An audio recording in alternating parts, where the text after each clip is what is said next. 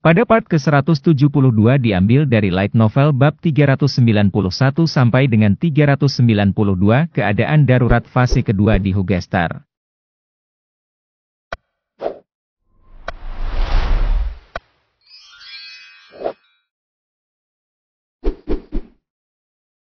(1 Oktober 1799). Kedalaman Laut Hitam. Seorang pria berlari dengan tubuhnya berlumuran darah hitam, isi perut monster, dan daging.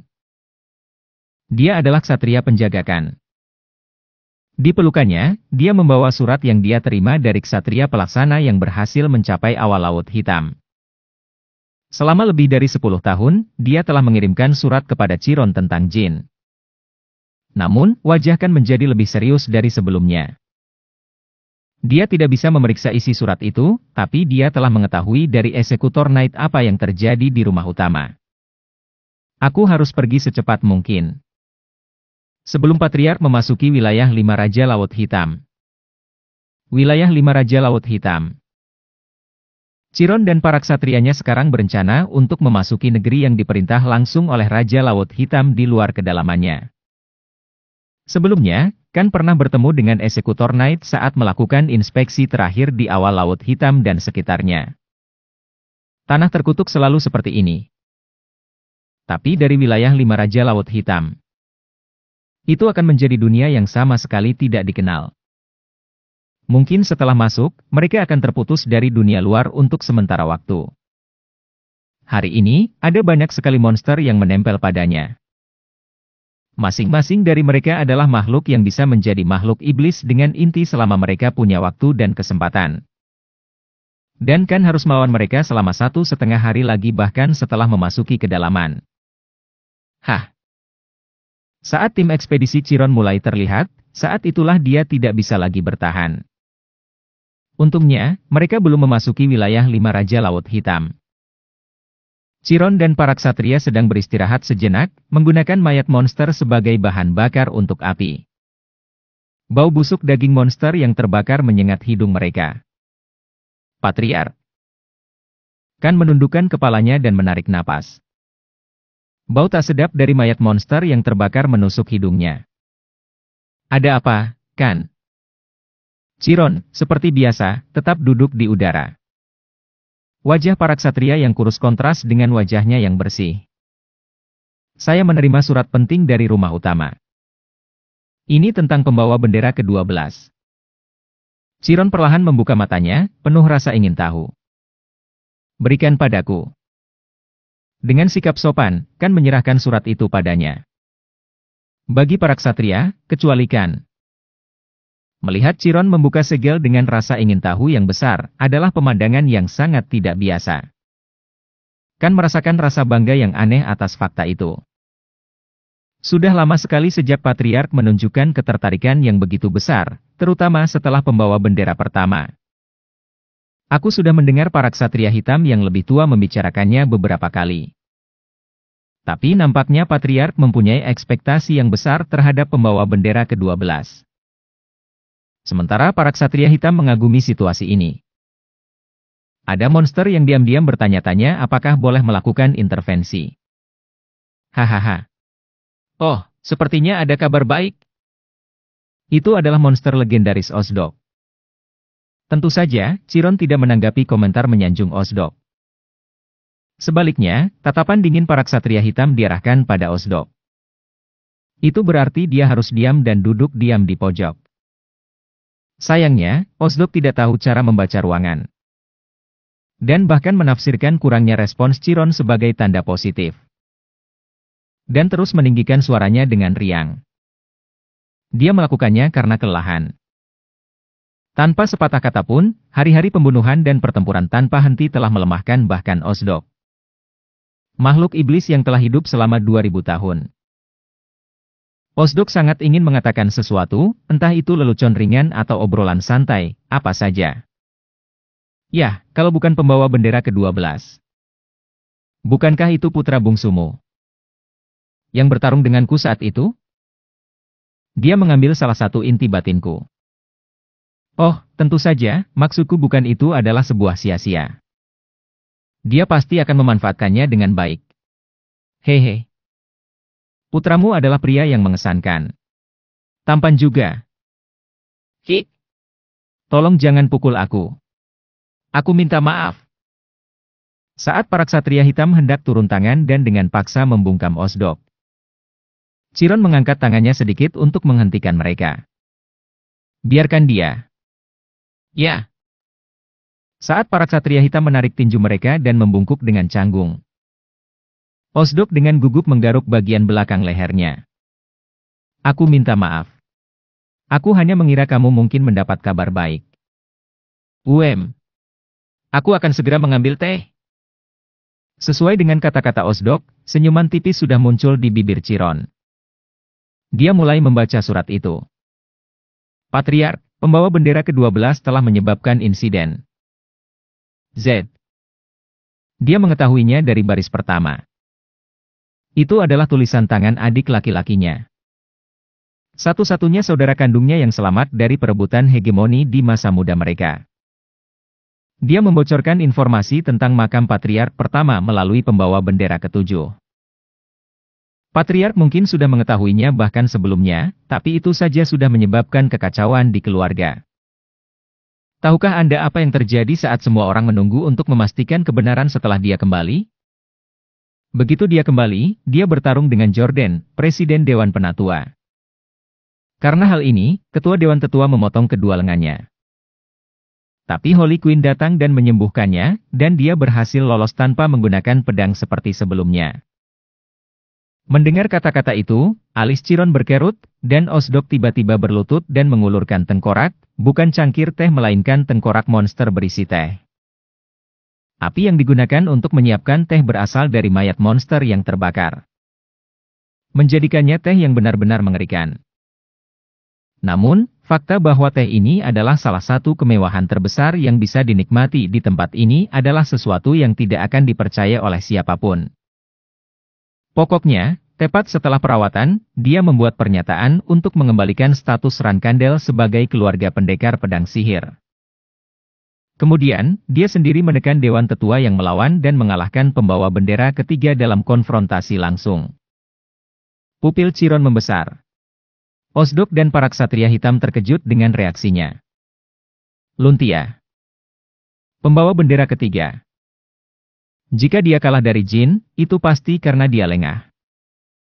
Namun kekalahan Luntia dari Jin masih menjadi kejutan bagi Chiron. Entah itu karena dia lengah atau karena Jin telah mencapai level baru, kekalahan tetaplah kekalahan. Tempat latihan di mana kejadian itu terjadi menghilang tanpa jejak dan hampir meratakan seluruh halaman tengah dan rumah utama. Setelah memegang pedang sihir tipe api, dia melepaskan petir yang gila, sulit untuk dijelaskan. Anda harus melihatnya secara langsung. Aku tahu bocah gila itu suatu hari nanti akan menyebabkan insiden besar di keluarga. Tapi aku tidak pernah menyangka hal itu akan menjadi bencana besar, dan secepat itu. Di bawah ini adalah ringkasan kerusakan di Taman Pedang saat kami berjuang menangani pembawa bendera ke-12. Penjabat Patriark, terluka parah. Pembawa bendera kedua, pembawa bendera keempat, pembawa bendera kelima, pembawa bendera ke-6, pembawa bendera ke-7, pembawa bendera ke-8, pembawa bendera ke-9, pembawa bendera ke-10, pembawa bendera ke-11, luka ringan. Pembawa bendera ketiga, terluka parah. Pembawa bendera ke-12, dalam kondisi kritis. Ketua Asosiasi Pedang Hitam, Kepala Penjaga Hukum, Kepala Penjaga Sipil, luka ringan. Dewan Penatua, lebih dari 50% dengan luka ringan. Ksatria Penjaga, lebih dari 40% menderita luka berat dan ringan. Ksatria Eksekusi, 12 luka berat, 54 luka ringan. Banyak orang lainnya terluka. Tidak ada korban pertempuran. Tidak ada korban jiwa di luar pertempuran. Atas permintaan keluarga utama, keputusan untuk keadaan darurat fase kedua di Hugester telah diaktifkan. Blokade total gerbang transfer aliansi Hugester, dan kontrol media yang berkelanjutan. Taman Pedang telah menarik kembali semua ksatria yang dikirim dan menjaga kondisi masa perang. Daftar cedera yang sebenarnya dirinci di bagian terakhir. Penjabat patriark menderita luka dalam yang dalam karena dia tidak menghindari pukulan terakhir anak laki-laki itu yang berisi segala sesuatu dengan tubuhnya. Staf medis mengatakan dia perlu istirahat ekstrim untuk sementara waktu. Bisakah kamu mempercayainya? Itu bukanlah serangan mendadak oleh pasukan utama Zipley, atau invasi oleh Vermont, atau pemberontakan. Semua ini terjadi karena kekuatan pembawa bendera ke-12. Karena bocah nakal yang belum genap berusia 20 tahun itu? Kakak. Jika memungkinkan, sebaiknya Anda kembali sebentar. Itu akan menjadi sumber kekuatan yang besar bagi anggota keluarga. Dan akan menyenangkan melihat bagaimana dia tumbuh dengan mata kepala sendiri. Hahaha. Chiron tiba-tiba tertawa. Osdok mencoba tertawa diam-diam, tetapi ketika dia bertemu dengan mata Chiron, dia harus menutup mulutnya. Chiron menahan tawanya saat itu. Saat ini, para ksatria juga sangat ingin mengetahui isi surat itu. Jadi, secara halus, mereka memberi isyarat kepada Khan. Lagi pula, dia sudah lama bertanggung jawab atas surat-surat mengenai pembawa bendera ke-12. Jadi mereka ingin mencoba peruntungan. Tuanku, bukankah situasi di keluarga utama seburuk yang kudengar? Apa yang kamu dengar? Saya telah mendengar dari Execution Knight bahwa seluruh Hugester telah diblokir, dan sedang dalam keadaan perang.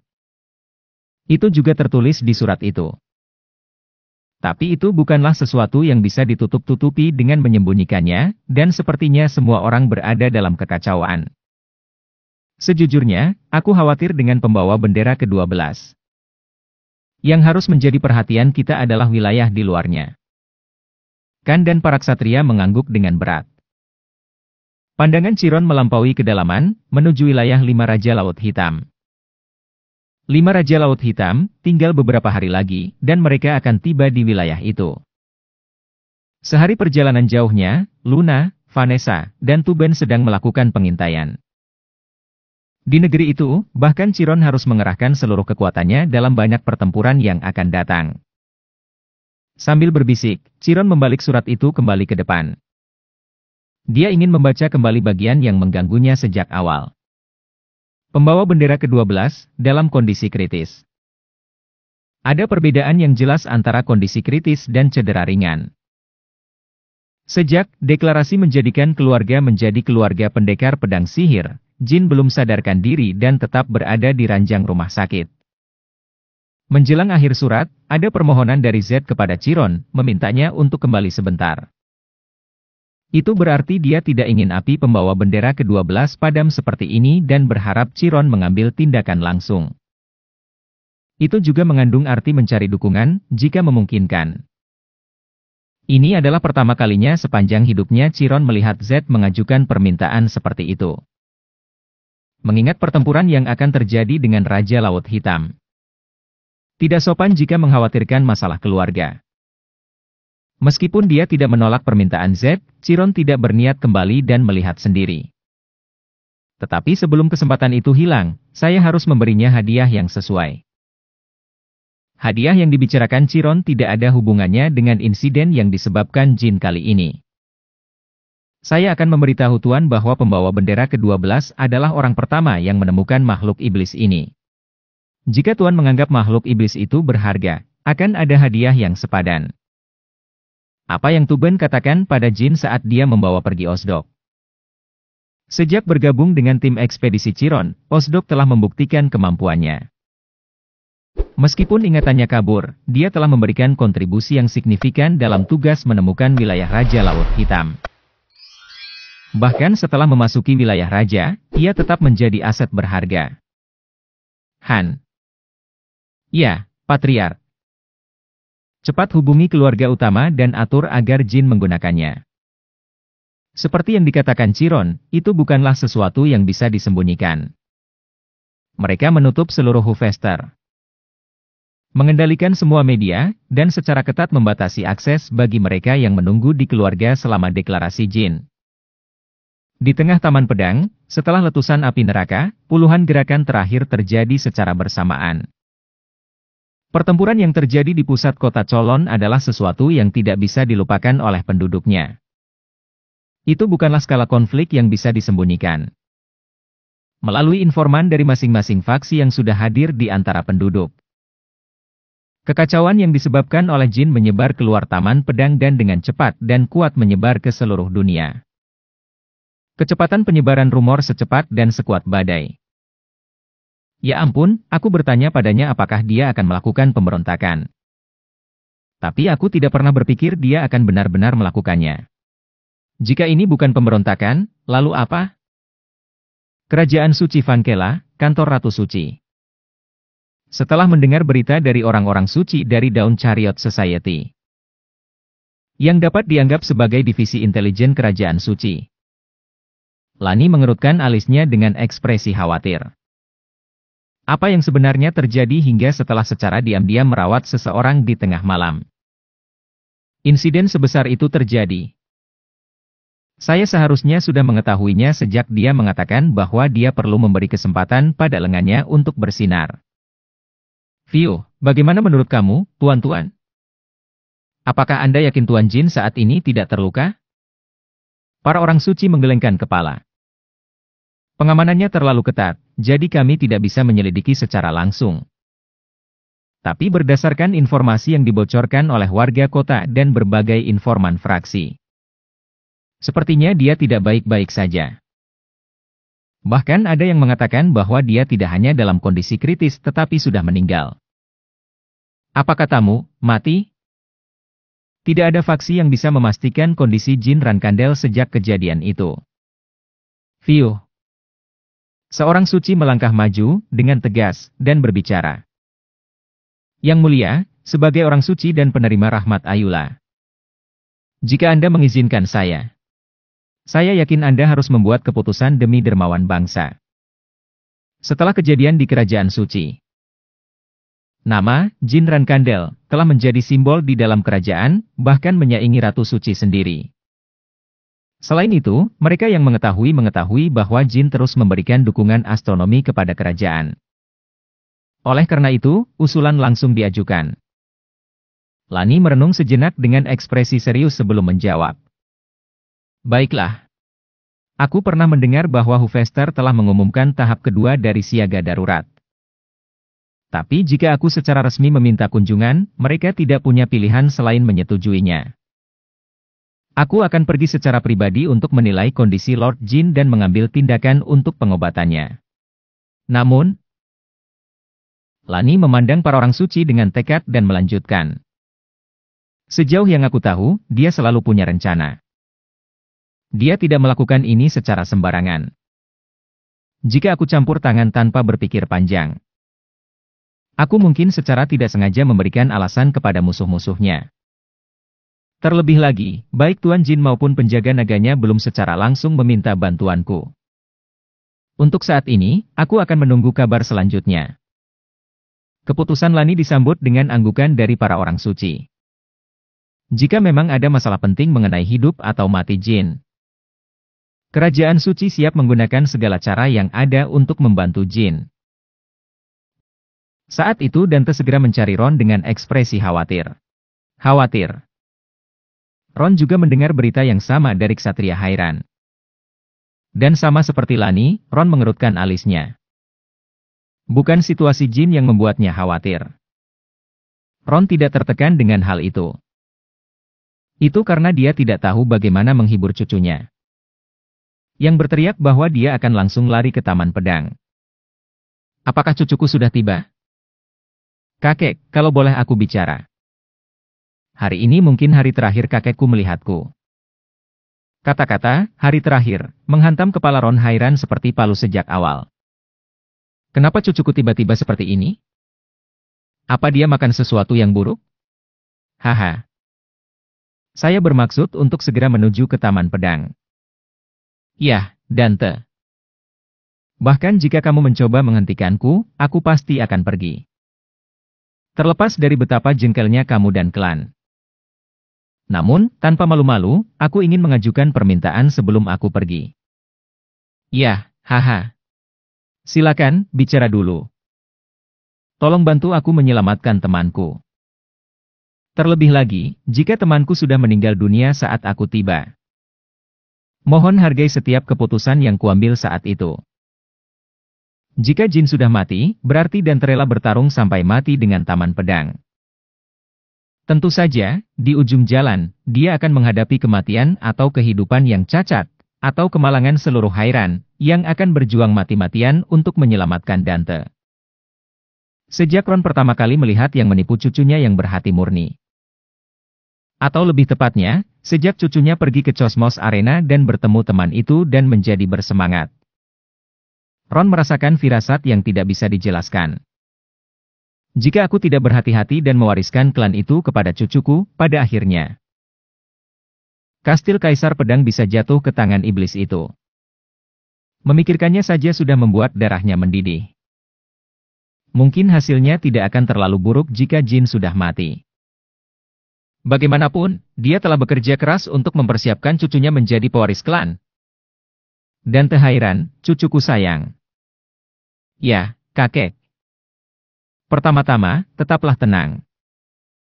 Orang tua ini tidak mengajarimu menjadi seperti ini. Saya mengerti. Namun, saya malu untuk mengakui bahwa saya tidak bisa memprioritaskan klan daripada teman saya. Saya tidak lebih dari manusia yang tidak cukup untuk menjadi patriark muda. Jika terserah Dante, dia akan rela mengundurkan diri dari posisinya sebagai kepala klan berikutnya dan kehilangan semua haknya hanya untuk bisa pergi ke taman pedang sendirian. Seperti itulah cucunya. Tentu saja, Ron tidak bisa hanya berdiam diri. Maksudku bukan begitu. Apakah kamu tidak mempercayai temanmu? Mendengar kata-kata itu, mata Dante membelalak seolah dia baru saja dipukul di bagian belakang leher. Dia telah mengambil umpannya, tepat seperti dugaan Ron. Yang aku tahu adalah iblis kecil itu. Tidak, temanmu Jin Rankandel. Bukanlah orang yang melakukan hal-hal begitu gegabah. Dia selalu ahli strategi yang licik, selalu dengan rencana tersembunyi. Aku yakin dia akan muncul tanpa masalah. Ron tidak benar-benar mempercayainya. Mengingat besarnya insiden tersebut, tidak mengherankan jika Jin meninggal. Namun, untuk saat ini, dia perlu menghibur cucunya, jadi perlu sedikit kebohongan. Sungguh mengherankan betapa mudahnya hal itu berhasil.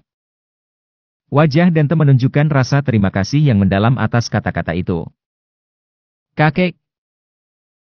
Kalau dipikir-pikir lagi, sepertinya itu mungkin. Tidak, kamu benar. Kalau begitu, pasti ada kesempatan. Aku berpikir terlalu tergesa-gesa. Haha, bagus. Kalau begitu, berlatihlah dengan tenang sambil menunggu. Tidak ada yang lebih baik daripada berlatih dalam pengasingan untuk menjernihkan pikiran. Kamu harus mempercayai temanmu.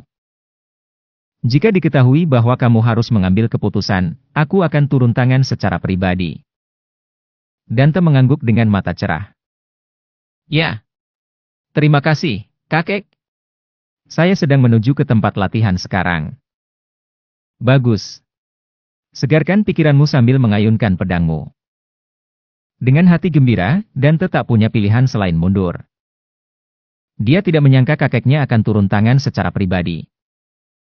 Namun sikap kerjasamanya menghilangkan kecemasannya. Segera setelah Dante memasuki tempat latihan, Ron memanggil para ksatria dan mengeluarkan perintah berikut. Segera setelah dipastikan bahwa Jin Rankandel telah lumpuh atau meninggal, ambil tindakan untuk melanjutkan pelatihan tertutup sang patriark muda selama 10 tahun lagi. Tutup rapat-rapat sehingga dia tidak bisa pergi dalam keadaan apapun. Sehingga kesedihan, keputusasaan, dan kemarahan bisa disublimasikan ke dalam pedangnya. Seperti yang kamu perintahkan. Ini adalah tindakan terbaik yang bisa diambil Ron demi cucu kesayangannya jika ada yang tidak beres dengan Jin. Tidak bertemu cucunya selama 10 tahun akan lebih menyakitkan daripada penyiksaan apapun. Tapi dia tidak bisa membiarkan cucunya mati karena Jin. Dia juga tidak bisa berperang dengan Rankandel. Menantuku. Apa yang harus aku lakukan? Istana tersembunyi. Talaris berbaring di kasur es yang dia buat sendiri, berbaring miring. Manusia binatang kecil Peng emas tanpa lelah merawat kukunya, dan anggota suku ekor air dengan lembut memijat kulit kepalanya dengan gerakan lambat dan disengaja. Putri, suamimu, mungkin sudah mati. Jin. Mati. Tidak. Oh, Dark Flame, bisakah kamu mengubah kata-katamu sedikit? Kedengarannya sangat disayangkan. Peng menatap Dark Flame dengan tajam. Tidak, Jin, mati. Oh, sudah cukup. Aku berharap terlalu banyak. Kalau begitu, kenapa kamu tidak pergi dan bunuh dia sendiri? Diam, dan terus lakukan apa yang sedang kamu lakukan. Kekasihku akan segera datang. Jika mereka tidak menyukai kukuku, aku akan mengusir kalian semua. Bahkan jika beberapa binatang buas memakanmu, aku akan melakukannya, pura-pura tidak tahu. Kegentingan. Sementara para beasmen kecil sedang sibuk, Talaris menatap putrinya dengan tatapan nakal. Yah, kalau kamu khawatir, kenapa kamu tidak menemuinya sekali saja? Berdasarkan reaksi ibu, menurutku itu tidak perlu. Jika aku pergi sekarang, aku hanya akan dianiaya. Oh, jadi maksudmu kamu khawatir? Siris berdiri, dengan ringan menggebrak meja es dengan tinjunya. Ibu, apakah menurutmu aku bodoh? Oh, kamu mengagetkanku. Kenapa kamu tiba-tiba marah sekali? Sebuah benda dari penyimpanan bawah air telah hilang. Apa menurutmu aku tidak akan tahu kalau benda itu diambil oleh kepala pelayan kelas 1 Rankandel? Alasan Siris marah sederhana saja. Kapan kamu mencari penyimpanan bawah air? Ibu sudah lama berhenti mengelola penyimpanan bawah air, sudah 10 tahun. Selama berada di istana tersembunyi, aku selalu memeriksanya setiap hari. Satu item, Blood Drop of Numerous, telah disimpan di gudang istana tersembunyi untuk waktu yang lama. Dia tahu bahwa setetes darah yang diambil oleh kepala pelayan Heinz telah lama dimiliki istana tersembunyi. Tetapi fakta bahwa Rankandel mengklaimnya sebagai miliknya dan mengambilnya secara tiba-tiba tidak menyenangkan hatinya. Sungguh, pernahkah aku memberitahumu bahwa itu milik kami? Penyimpanan bawah air milik siapa? Itu milik istana tersembunyi. Maksudku adalah Rankandel tidak boleh menggunakan barang-barang kita tanpa izin. Ya, aku sudah menjanjikan hal itu kepada Chiron sejak lama. Tapi, apakah kamu kesal karena itu diambil saat kamu mengelola penyimpanan? Pokoknya, aku kesal karena Rankandel memperlakukan kita seperti gudang. Kalau begitu, haruskah kamu menerima sesuatu sebagai imbalan untuk Jin? Jangan terlibat konflik yang tidak perlu dengan ibumu. Itu sudah menjadi rencanaku. Saat Siris berbalik dan meninggalkan aula, Talaris menggelengkan kepalanya. Putriku sayang, tapi terkadang dia bisa sedikit menjengkelkan. Bagaimanapun juga, barang itu awalnya milik Rankandel. Dan mereka menggunakannya untuk menyelamatkan menantu laki-lakiku. Apa yang membuat aku marah? Ya, itu. Tiba-tiba, saat Dark Flame berbicara, semua mata tertuju padanya. Mungkin, dia, kau tahu, tidak tahu bagaimana mengungkapkan, dia, persahabatan. Memang benar, ya. Jadi dia ingin memberikannya dengan tangannya sendiri? Itu masuk akal. Saat itu, Peng tidak punya pilihan selain melebarkan matanya dan berseru. Itu. Sekarang kamu bisa berbicara dengan urutan yang benar. Kenapa kamu tidak melakukannya lebih awal? Ya, aku sudah mencobanya. Arg. Menyebalkan sekali. Sekarang bahkan serangga-serangga ini pun berdebat di depanku. Apakah kamu benar-benar ingin aku mengusirmu? Setelah kamu selesai dengan manikur kuku tangan dan kaki, siapkan parfum khusus. Sementara para beasmen kecil dari suku salju emas sibuk menyiapkan parfum. Talaris memikirkan keputusan apa yang akan diambil Keliard Ziple mengenai deklarasi Jin. Chiron akan segera memasuki wilayah 5 Raja Laut Hitam. Kuharap Keliard tidak mengetahuinya. Jika dia mengetahuinya, kemungkinan besar Keliard Ziple akan mendeklarasikan perang total terhadap Rankandel.